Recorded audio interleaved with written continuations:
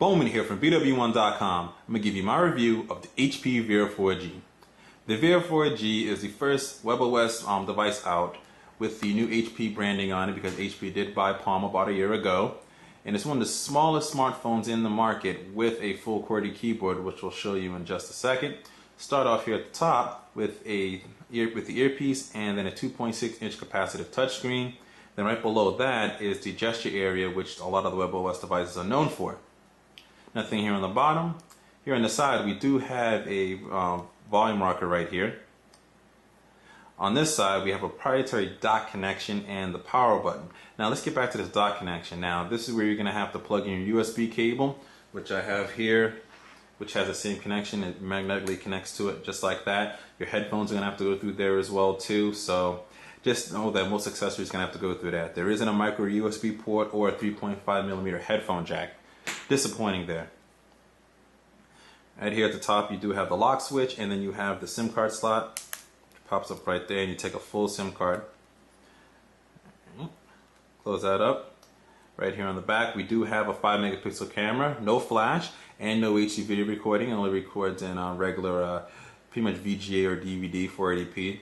But we did take some pictures with the 5-megapixel camera. It's available in a full written review on the website. Links in the description. Picture quality is pretty decent. I will say the colors do come out well and things look pretty nice. So it's not a total disappointment with that. The camera does work well, but disappointed that it doesn't do HD. I know it's small, but it'd be nice to have some type of HD video recorder with it. Alright, now we're going to slide it up here to reveal the full QWERTY keyboard, backlit QWERTY keyboard, and it's in the Palm chiclet style that that a lot of Palm devices are known for. It's a small keyboard. I mean, it's usable, which I'll show you here when I start typing on the device. But just it's pretty small, and if you got big hands, it might be a little bit difficult there. But that's pretty much the hardware it's around. Internally, it has an 800 megahertz processor inside of it. It's an internal battery, so you can't remove the battery outside of it, and it does come with 8 gigabytes of onboard storage. So next thing we're going to do here is we're going to take a quick tour of the software on the HP Veer 4G. The HP Veer 4G does run WebOS 2.1.2, and it's the typical things and features that you would expect in a WebOS device. One of the things you obviously expect is the gestures. Swiping up at the top will bring down your quick access menu for Wi-Fi, VPN, Bluetooth, and airplane mode. Also give you an indication on how much battery that you have left.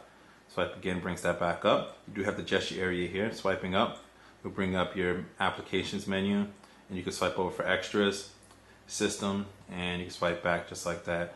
And if you type up here the launcher, you can rename your order, you can add another launch page and list applications and stuff like that as well too. Okay, and it does have the just type feature, which is a pretty cool feature. You just have to basically do exactly what it says, just type. So if I just start typing on here on this tiny keyboard, which is the keyboard functional, but you're not going to be speed demon on unless you get the right hand size for this.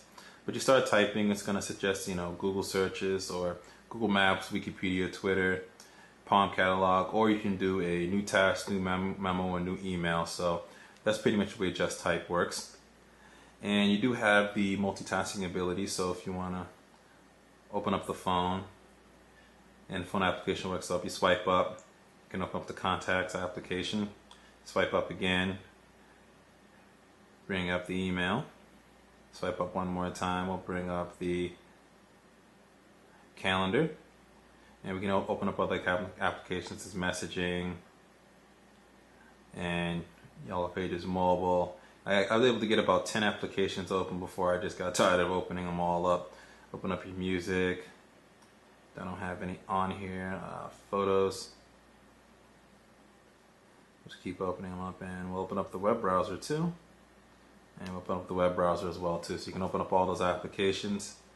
Swipe like this, and you can just go in between them like this. Go to different applications. How the multitasking works, just like you've seen on the HP touchpad. You want to stack them, you can stack them accordingly on top of one another, and stack them like that so you can have them in nice little groups and such. It's pretty cool. And you want to get rid of application, all you have to do is flick it up and it goes away just like that, and close them out. Any speed you want to close them out to, and now you're back to the all the applications closed and pretty much back to the main desktop here. There isn't any multiple desktops or shortcuts that you can put on the desktop. Pretty much everything is ran on that card system. What we'll do here is open up the web browser again to show you the speed of that. Rotate here to the side. Let's see if we can type up an address. There we go. There's our rotation. Let's type the address. Let's go to BWOne.com. And we've cleared the browser cache and everything, so this is the first time it's going to be going to the website. And it is working off at&t's 4G speed, HSPA+, and it's definitely not as fast or 4G as they would say it would be. It's decent, but I get, you know, mixed results going between sometimes really fast to really slow. Sometimes it is 4G speed, sometimes it's slower than 3G. Okay, so you can see it rendered the page there, loaded it up, and we can go through here. You can see the pinch to zoom and things like that too. And it renders it pretty much accurately for the most part. No real problems here.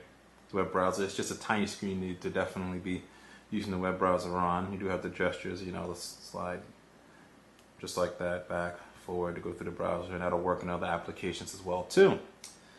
Now, while WebOS is a nice operating system, it does come with its bugs and flaws. I did have a couple of issues with it just randomly rebooting on me after opening up a couple of applications. I would open up 2 or 3 and it would reboot, but I would open up to 10 at a time and it would just stay on. So not quite exactly sure what's wrong with that. And those reboots do take a while because WebOS does take a long time to load up from a cold start or a reboot.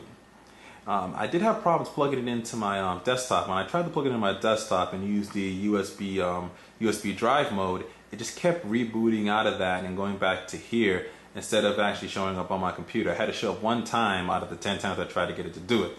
I did plug it into my laptop and it worked on there, but my laptop and my desktop run the same operating system, which is Windows 7 64-bit with all updates and patches available. So I'm not exactly sure why that was going on. But sometimes some applications wouldn't load and stuff like that. So beware some of the bugs that are in WebOS. As far as battery life and call quality, battery life, you're not going to get through a day. You're definitely going to want to hang the charger, keep the charger hanging around you rather. And since this is a proprietary charger, you have to bring that particular USB charger with you, because then you just can't pick up a friend's charger because it doesn't have a micro or mini USB port available on here. As far as call quality is concerned, I didn't really experience too many drop calls. Call quality is pretty good in my area. People were able to hear me. I was able to hear them well. So it's pretty decent for a phone in that aspect. But overall, I'm not quite sure where HP is marketing the Veer. I don't know if it's for people that have small hands. maybe it's more geared towards the female demographic with women. Maybe they'd be more interested in sort of a small phone that's powerful, that has all the smartphone capability, but in like this nice small package. I mean, that could be one of the reasons why. But not quite sure where they're aiming it towards. It might be just a proof of concept that they could have made the smallest phone possible with a QWERTY keyboard that's a full smartphone and it's fast and powerful. And that's probably where they probably were just trying to prove that they could do it. But overall, I would say if you need a new WebOS device now, I think the Veer is really your only option. If you're looking for, if you're looking to wait, the Pre 3 is probably going to be the better choice for you. It's going to have a bigger screen. It's pretty much going to be set to be the powerful and sort of the top of the line WebOS 3.0 device for HP whenever that device does come out. That might be the one you want to wait for here. The HP Veer is decent and it does work. It does have its quirks, but I'm just not quite sure who its target market is. So this is BWOne here from BWOne.com, reminding you, subscribe to our YouTube page, follow us on Twitter, become a fan of our Facebook fan page. Also check out the full review with pictures and a write-up. The link to that and all of our social media is in the description. And always remember to live your tech world in high definition.